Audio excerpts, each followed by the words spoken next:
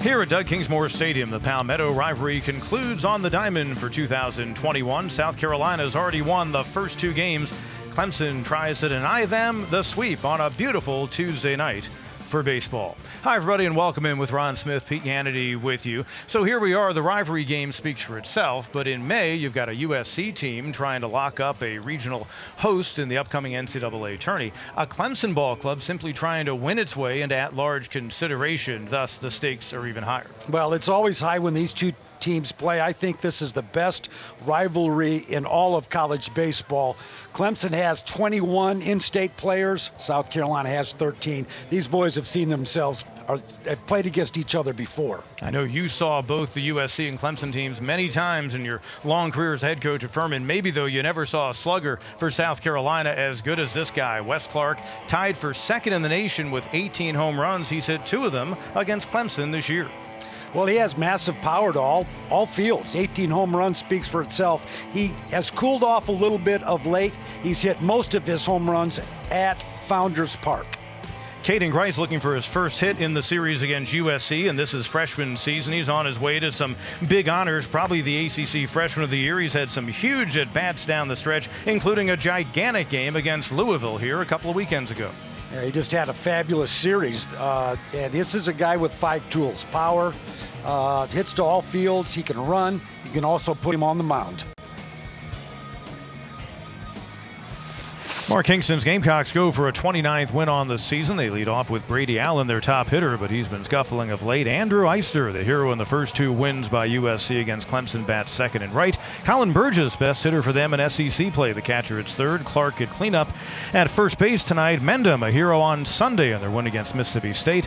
Seitler is followed in the lineup by Heinrich getting a start, then Malone and Robinson. They will face Carter Rathfield. The Tigers naming their starter earlier today. Rathfield, not a whole lot of work for him of late. He'll hit the mound for the first time in about a month, and, well, his last start came on the 30th of March in a midweek game against Georgia.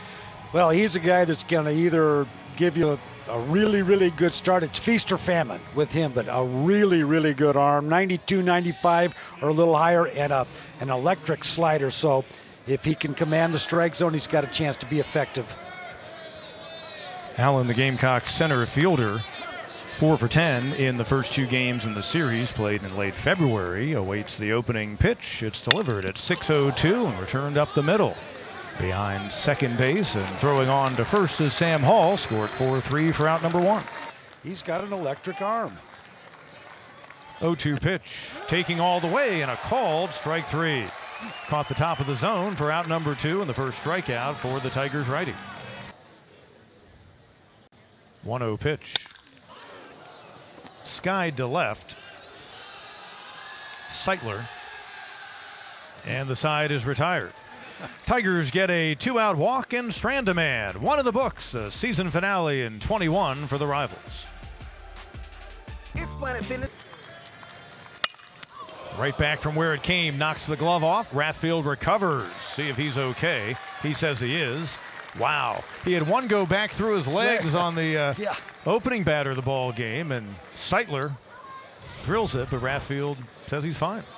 Okay, the ball came in at 80 miles an hour. Exit speed was 106. So he had less than a second to react. And he couldn't get a glove on it, but he was like a goalie there. Little flare, and Grice, or I should say Hawkins rather, able to dive for it and make the grab. The first baseman, he's used to playing over on the other side of the diamond, and a big final out. Gamecocks leave him loaded, middle of the second.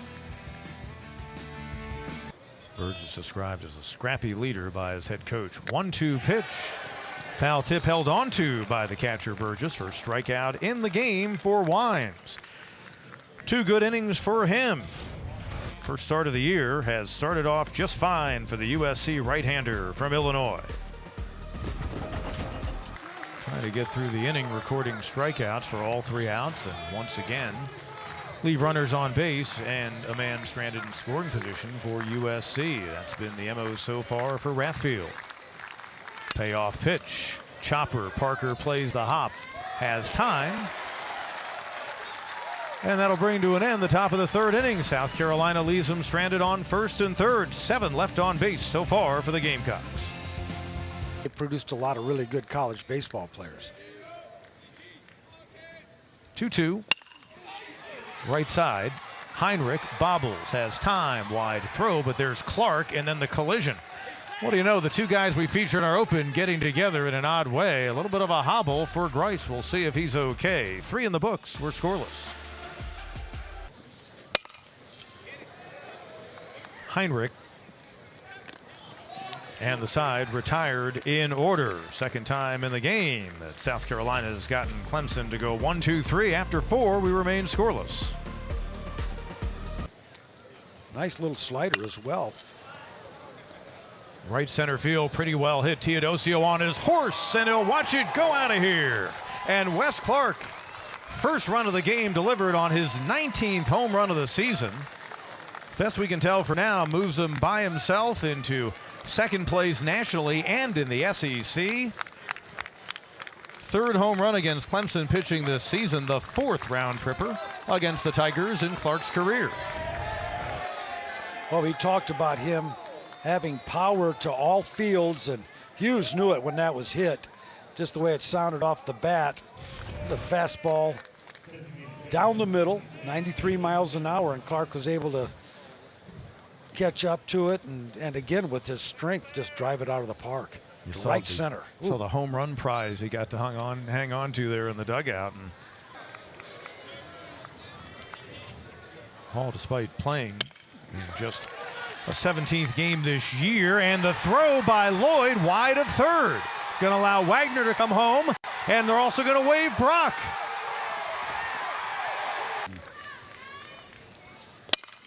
Liner into left. Seitler charges, won't get it. First hit of the night will bring home Hall. Tigers their 3rd run of the inning and a 3-1 lead. Max Friday. Been a big day at Clemson for another team on the diamond, the regular season ACC champion Clemson softball team. Oh, the accolades rolled in from the conference earlier today, several on the all-conference teams, and you've got your player and freshman of the year in Valerie Cagle and John Rittman. Coach of the year, 2nd year for the program, really though their first season, because last year they were shut down maybe a third of the way into their schedule. 40-5 as they head off to the ACC tournament. They went 29-5 in their first ACC season. What a job they did, and talking about it today, the head coach, some of his players said they're on cloud 9. The fact that all this has happened so fast is something, but you know, honestly, they feel like they've got a whole lot of gas left in the tank. 0-2. Little squibber, Mendham at third. Trouble. Got to be a tough play all the way around, puts it in his pocket, run scores. 4-1 game. And it turns out to be a big at-bat for Brock. Got some work to do here.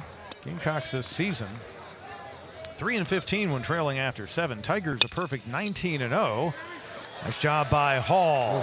Makes the throw while still seated. Gets Seitler by a few steps for out number 1 here in the 8th. Well, we talked about Hall's athleticism. That ball was hit hard, and great reaction by Hall going to his left. Able to glove it. Almost a dive, not quite. Gather himself and makes a good throw there. Heinrich had a 3-hit game against the Tigers earlier this season, but 0 for 3 tonight. Couple of strikeouts and a ground out to short as he gets the start at second base. Sharp a little bit here. Swung on, driven high and deep to left. Meredith back. He will watch it sail out of here. Well, back in stride against Clemson pitching is Heinrich. Blast into the left field stands. That's home run number 1 on the year. Give him 10 batted in. Just like that, it's a 4-2 game.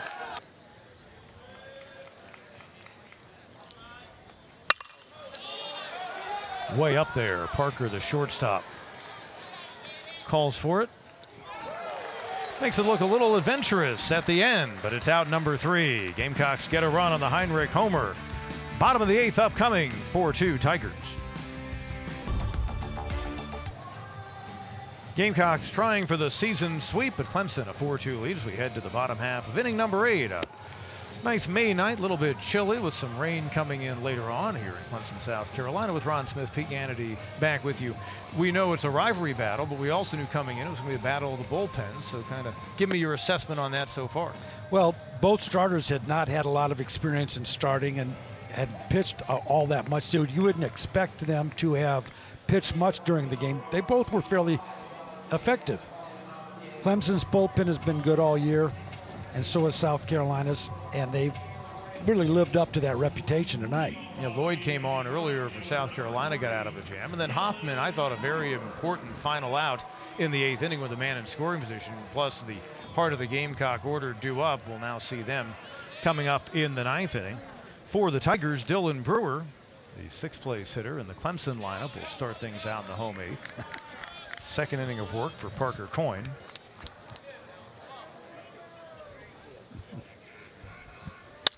Brewer high and deep to right, way back. Watch it sail out of here off the roof of the hitting cages, and Dylan Brewer, a Palmetto State native, goes deep in a rivalry game, his 9th of the season.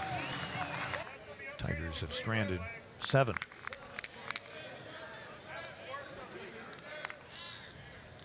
Two on, 2 out, 0-2 coming to Meredith from the lefty. Ripped and past Clark into right field. It'll score 1.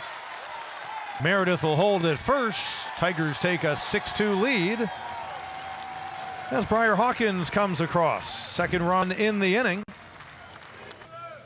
Clemson with some big 2-out hits. Excuse me, Pete. Yeah, absolutely. Meredith goes, sailed into center, goes a throw by Burgess. Run will come home from third. It's a 7-2 game as Wagner was waiting to see what happened with that throw, thinking maybe the shortstop might cut in front and try to gun him down to the plate.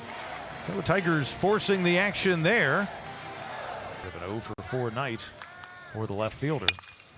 First pitch swinging, skied to left. Meredith calls for it. He'll put it away, and that'll do it. The Palmetto rivalry comes to an end here in 2021. Gamecocks will win the series, but the Tigers avoid the sweep with a 7-2 victory. And of course, you know, something that shouldn't be overlooked at the end of this series, and after we're off the air here, they're going to honor the best player on each team in the series with the Bob Bradley and Tom Price Awards, named for two great gentlemen who have since left us, but played such a role in athletics at both school. And you win that honor and you really cherish it as a player since they introduced it several years ago. But for the Tiger team, they bounced back after getting swept over the weekend in Atlanta. They improved to 23-21. Gamecocks, they will fall to 28-18. They return to SEC play this weekend. Turned out to be a really interesting game. Saw a lot of pitchers as we expected, and some interesting things as well on the base paths. Well, when you leave a bunch of guys on base like South Carolina did and strike out as much as they did, it's tough to win. Clemson with a big bunt and the error that led to 2 run scoring and vaulted the Clemson Tigers into the lead, and then they just built on it gradually. Clemson bullpen did a great job once again. Yes, they did. Give the win to Labriola. He didn't pitch very long in this game, but he factored in the Tigers' victory and the first for him in 2021. Hoffman gets the save. Lloyd takes the loss for USC. Tigers return to ACC play. Gamecocks back in SEC play. Ron, been a pleasure as always. Thanks to our fine crew. Clemson wins it 7-2. For Ron Smith, Pete Hannity saying so long. This has been a presentation of ESPN.